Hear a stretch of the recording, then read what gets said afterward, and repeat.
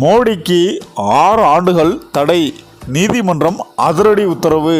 அதாவது பிரதமர் மோடியின் பேச்சை சுட்டிக்காட்டி அவருக்கு 6 ஆண்டுகள் தேர்தலில் போட்டியிட தடை விதிக்க வேண்டும் என்று கோரி வழக்கு நாளை விசாரணைக்கு வருகிறது.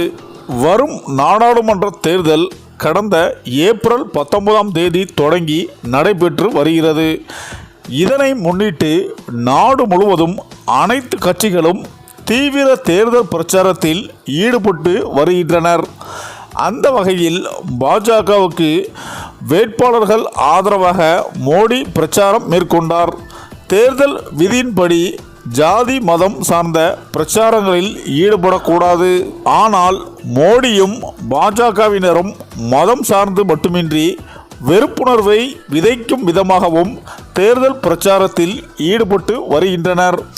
மோடி தனது ஒவ்வொரு பிரச்சாரத்திலும் ராமர் கோவில், இந்து மதம் உள்ளிட்டவை குறிப்பிட்டு பிரச்சாரம் மேற்கொண்டு வருகிறார். உத்தரப்பிரதேசத்தில் பிரச்சாரம் மேற்கொண்ட மோடி இந்து மதம், சீக்கிய மதம் குறித்து பிரச்சாரம் மேற்கொண்டார்.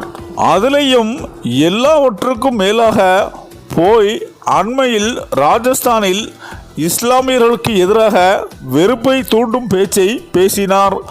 மோடியின் இந்த பிரச்சாரத்துக்கு நாடு முழுவதும் இருந்து கண்டனங்கள் எழுந்து வருகிறது.